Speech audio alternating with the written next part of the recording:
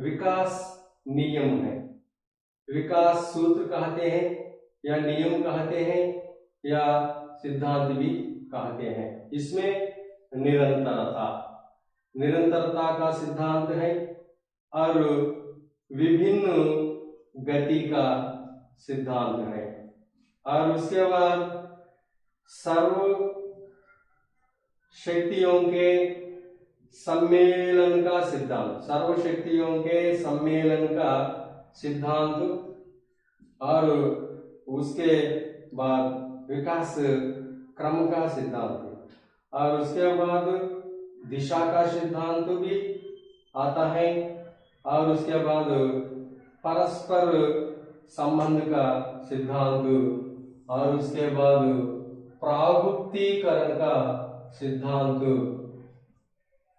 और उसके बाद प्रागुक्तीकरण सिद्धांत के बाद वैयक्तिक विभिन्नता का सिद्धांत, नौवां सिद्धांत वंशानुक्रम एवं वातावरण का सिद्धांत, 10वां सिद्धांत सामान्य से विशिष्ट की ओर का सिद्धांत, सामान्य से विशिष्ट, और 11वां सिद्धांत समान प्रतिमान का सिद्धांत भी कहा जाता है। इस प्रकार ये विकास के नियम यहाँ पर जो लिखे गए हैं ये सब ये एकेडमिक संबंधी पुस्तकों के और अन्य पुस्तकों के द्वारा दिए गए सिद्धांत हैं। इनमें निरंतरता का सिद्धांत, तो इसमें याद रखने की बात है कि यह निरंतर चलने वाली प्रक्रिया है और आजीवन चलने वाली प्रक्रिया है, कभी नहीं रुकने वाली प्रक्रिया है। विभिन्न गति का सिद्धांत जन्मतः विकास जो प्राप्त होता है उसी के अनुरूप में विकास चलता रहता है, उसे हम विभिन्न गति सिद्धांत कहते हैं। सर्वशक्तियों के सम्मेलन का सिद्धांत, इसमें आकस्मिक विकास कहा जाता है, अर्थात आकस्मिक विकास के अंतर्गत अनेक शक्तियों का सम्मेलन होता है। क्रम के सिद्धांत के संबंध में हम उदाहरण के रूप में ध्वनियां और उसके बाद स्वर या अक्षर, अक्षर के बाद शब्द, शब्दों के बाद वाक्य, इस प्रकार ले सकते हैं। और उसके बाद आता है दिशा का सिद्धांत। विकास की दिशा सिद्धांत किसे कहते हैं, अर्थात विकास में यह दिशा सिर से पैर की ओर होता है। सिर से पैर की ओर माने पहले ये सिर संबंधी मस्तिष्क और आंख और कान, मुंह, और उसके बाद ये स्पाइनल कॉर्ड जो होता है उसका विकास होता है और उसके बाद हाथ पैरों का विकास होता है। इस प्रकार विकास की दिशा होती है। सिर से स्थूल रूप में कहने पर इसे सिर से पैर की ओर विकास की दिशा होती है, तो विकास दिशा का सिद्धांत इसे कहते हैं। अर्थात बालक पहले अपने सिर को नियंत्रण करना जानने की कोशिश करता है और उसके बाद आंखों की गतिविधियों पर नियंत्रण करना सीखने लगता है और उसके बाद अपने हाथ की गतिविधियों पर नियंत्रण करना सीखने लगता है और अंत में पैर की गतिविधियों पर नियंत्रण करना सीखने लगता है। उसे ही विकास दिशा का सिद्धांत कहते हैं।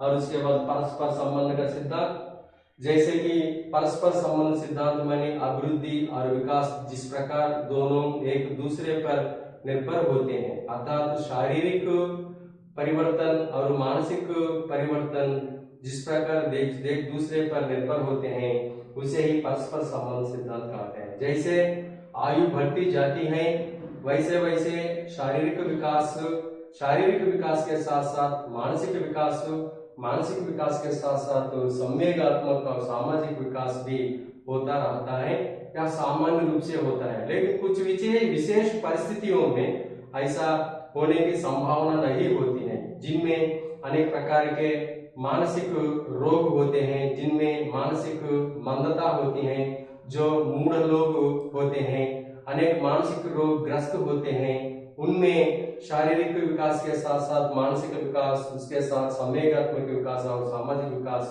होने की संभावना कम होती है और ना ही भी होती है। लेकिन सामान्य रूप से एक स्वस्थ व्यक्ति के संबंध में कहते हैं कि शारीरिक विकास के साथ साथ अर्थात आयु के बढ़ने के साथ साथ मानसिक विकास के साथ साथ संवेगात्मक और सामाजिक विकास होता है। इस प्रकार बताने वाले सिद्धांत को परस्पर सिद्धांत कहते हैं, अर्थात शरीर और मानसिक और सामाजिक और संवेगात्मक, ये सभी एक दूसरे पर आपसी संबंध होते हैं, एक दूसरे पर निर्भर रहते हैं, उसे परस्पर सिद्धांत कहते हैं। और उसके बाद प्रागुक्तिकरण का सिद्धांत। प्रागुक्तिकरण का मतलब यह होता है कि इसमें किसी व्यक्ति के विकास को हम पहले ही अंदाजा कर सकते हैं, उसे ही प्रागुक्तिकरण का सिद्धांत कहते हैं।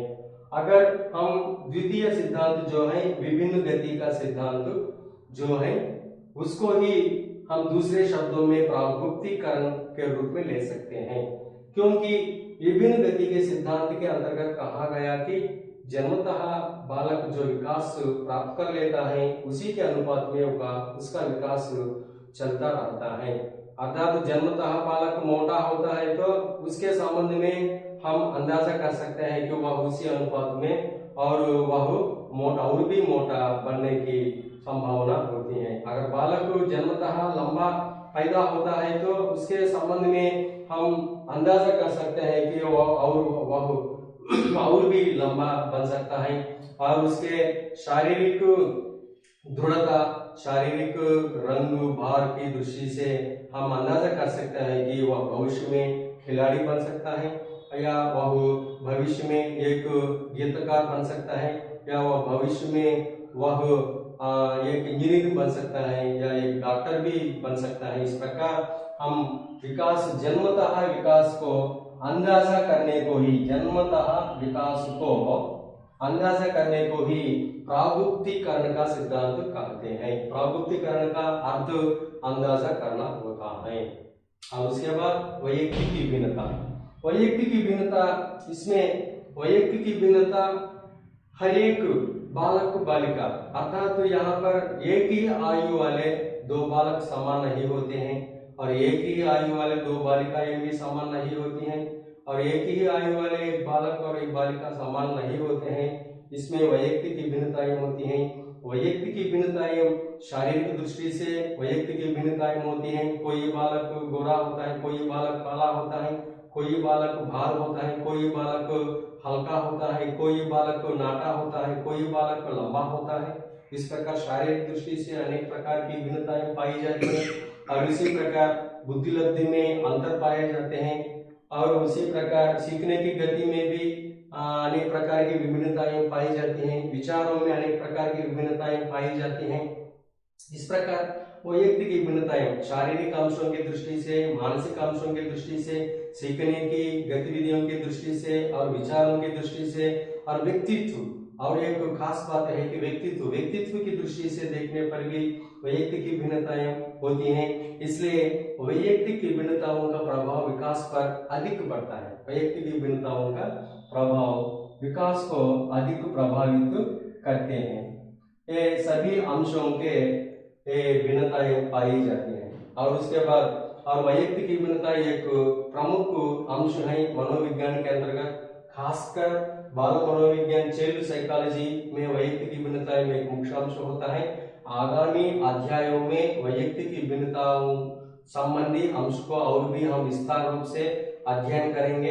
वैयक्तिक भिन्नताओं में प्रकारों का अध्ययन करेंगे। वैयक्तिक भिन्नताओं को प्रभावित करने वाले कारकों के बारे में भी हम अध्ययन करेंगे और उसी प्रकार वैयक्तिक भिन्नताओं को अधिक महत्व देते हुए शिक्षा के क्षेत्र में कौन कौन से सुधार होते रहने चाहिए और शिक्षण विधियों में किस प्रकार सुधार होना चाहिए और मूल्यांकन पर भी वैयक्तिक भिन्नताओं का प्रभाव कैसे पड़ता है, इन सब का विस्तृत रूप से अध्ययन हम आगामी अध्यायों में करेंगे। और उसके बाद वंशानुक्रम वातावरण, वंशानुक्रम वातावरण के संबंध में भी हम स्थूल रूप से और सूक्ष्म दृष्टि से विस्तृत रूप से हम आगामी अध्यायों में इसका भी अध्ययन करेंगे।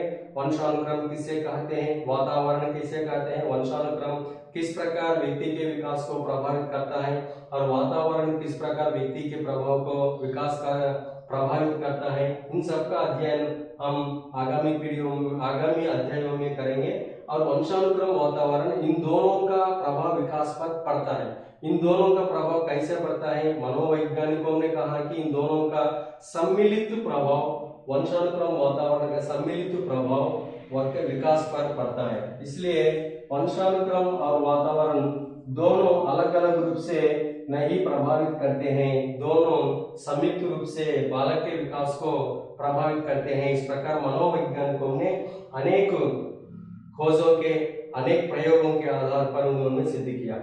और उसके बाद आता है सामान्य से विशिष्ट की ओर का सिद्धांत। सामान्य से विशिष्ट ओर का सिद्धांत, उसमें ही उसका अर्थ निहित होता है। सामान्य किसे कहते हैं और विशिष्ट किसे कहते हैं, सामान्य से विशिष्ट का अर्थ क्या होता है। यहाँ पर मुख्य रूप से हम उदाहरण के लिए पहले बालक अपने संपूर्ण शरीर की गतिविधियों पर नियंत्रण करने लगता है। अर्थात एक बालक 3 महीने के समय में या 2 महीने के समय में बालक ये बिस्तर पर सोया हुआ बालक एकदम वो आंख खुलते ही वह उल्टा पड़ जाता है। इस प्रकार वह सामान्य कहलाता है। अर्थात शरीर के विभिन्न अंगों के गतिविधियों को नियंत्रण करना जानने बिना अपने संपूर्ण शरीर को हिलाना जानता है, उसे ही सामान्य कहते हैं। और धीरे धीरे आयु के बढ़ने के साथ साथ ये बालक अपने हाथ की गतिविधियों पर, पैर की गतिविधियों पर, विभिन्न शारीरिक अंगों की गतिविधियों पर नियंत्रण करना जानने लगता है। इसे ही सामान्य से विशिष्ट ओर का सिद्धांत कहते हैं। अर्थात शरीर से विभिन्न शारीरिक अंगों की ओर विकास होता है, उसे ही सामान्य से विशिष्ट ओर का सिद्धांत कहते हैं। और उसी प्रकार सामाजिक विकास के संदर्भ में लेने पर छोटा बालक अर्थात 3 वर्ष का बालक हर एक औरत के लिए माँ शब्द का प्रयोग करने लगता है। और धीरे धीरे बालक केवल माँ शब्द का प्रयोग अपनी माता के लिए ही करता है। तब तक वह अन्य कोई भी औरत उसके संपर्क में आए उनके लिए माँ शब्द का प्रयोग करता है। इस प्रकार हर एक औरत के लिए, सभी औरतों के लिए माँ शब्द का प्रयोग करना एक सामान्य सामाजिक विकास के अंतर्गत आता है। और धीरे धीरे आयु के बढ़ने के साथ साथ वह केवल अपनी माता को ही माँ बुलाने लगता है, तो इसे हम विशिष्ट कहते हैं। इस प्रकार सामान्य से विशिष्ट की ओर यह विकास होता है। इस प्रकार बताने वाले सिद्धांत को ही सामान्य से विशिष्ट की ओर का सिद्धांत कहते हैं। और उसके बाद प्रतिमान का सिद्धांत है। प्रतिमान का सिद्धांत तो ये प्रारूप का सिद्धांत भी कहा जाता है। प्रतिमान अंग्रेजी में मेजरमेंट भी कहते हैं। और प्रतिमान को और भी हम स्पष्ट रूप से इस प्रकार कह सकते हैं कि कुछ नींव होते हैं, कुछ नींव संबंधी बातें होती हैं। उदाहरण के लिए मानव जाति, मानव शिशु के गर्भाधान का समय दुनिया में कहीं जाने पर 9 महीने का होता है। सामान्य रूप से 9 महीने का होता है। अमेरिका में हो या यूरोप में हो या भारत में हो या सिंगापुर में हो या कोई अंटार्कटिका जाने पर मानव शिशु का गर्भाधान का समय 9 महीने का होता है। लेकिन किसी और एक प्राणी को लेने पर, उदाहरण के लिए घोड़े जाति को लेने पर, घोड़े शिशु का गर्भाधान का समय भिन्न रूप से होता है। और उसी प्रकार किसी एक पशु जाति संबंधी शिशु का गर्भाधान समय भिन्न होता है। इस प्रकार हर एक जाति के कुछ प्रतिमान होते हैं, उस प्रतिमान के अनुसार ही जातियों का विकास होता है, उसे ही प्रतिमान सिद्धांत कहते हैं। इसमें मुख्य रूप से जाति शब्द को लिया जाता है। जाति, मानव जाति और घोड़ा जाति और उसी प्रकार पशु जाति, उनके लिए विकास संबंधी जो प्रतिमान होते हैं उनका अनुसरण किया जाता है उस जाति के द्वारा। इसका प्रबल समर्थक सिद्धांत को ही हम प्रतिमान सिद्धांत कहते हैं। और उसके बाद अंत में और एक सिद्धांत भी आता है, एकीकरण का सिद्धांत है। एकीकरण के अंतर्गत ही उसका अर्थ हमें मालूम होता है। एकीकरण किसे कहते हैं, अर्थात यहाँ पर हम सामान्य से विशिष्ट की ओर सिद्धांत के बारे में हमने अध्ययन किया। सामान्य से विशिष्ट की ओर सिद्धांत का ही एक भाग एकीकरण माना जाता है, या सामान्य और विशिष्ट दोनों में संबंध स्थापित होने को ही एकीकरण कहा जाता है। उदाहरण के लिए, बालक पहले वह हाथ की गतिविधियां करने लगता है लेकिन उंगलियों की गतिविधियां नहीं कर पाता है। बालक किसी वस्तु को छूने का प्रयास करता है लेकिन पकड़ नहीं सकता है। अर्थात बालक पहले हाथ और उसके बाद पैर, हाथ की उंगलियां पर नियंत्रण करना जानता है और उसके आधार पर पैर की उंगलियों पर नियंत्रण करना जानता है। अगर बालक हाथ और उंगलियां दोनों की गतिविधियों पर नियंत्रण करना सीखकर हाथ को प्रयोग करने लगता है अपनी उंगलियों के साथ साथ, उसे ही एकीकरण सिद्धांत कहते हैं। अर्थात सामान्य और विशिष्ट दोनों में संबंध स्थापित होकर दोनों का एक साथ प्रयोग करने में बालक योग्य होता है तो उसे एकीकरण का सिद्धांत कहते हैं। और इसके साथ साथ सिर, पहले सिर और उसके बाद सिर की आंख और कान, नाक, मुंह आदि अंग आते हैं। अगर बालक अपने किसी वस्तु को देखते हुए किसी वस्तु पर अधिक समय तक ध्यान केंद्रित करता है तो उसे एकीकरण का सिद्धांत कहते हैं। ये सभी विकास के सिद्धांत माने जाते हैं। इस प्रकार हमने अब तक इन 12 विकास संबंधी सिद्धांतों का अध्ययन किया था। इसके पहले हमने अभिवृद्धि, विकास, परिपक्वता तीनों अंशों के बारे में अध्ययन किया था। ये सभी बाल मनोविज्ञान एवं शिक्षण शास्त्र, चाइल्ड साइकोलॉजी एंड पेडागोगी के अंतर्गत आता है। इसके बाद हम विकास संबंधी अंश, विकास को प्रभावित करने वाले कारकों के बारे में आगामी अध्यायों में अध्ययन करेंगे। इससे यह शिक्षण कार्य, आज का शिक्षण कार्य समाप्त हुआ।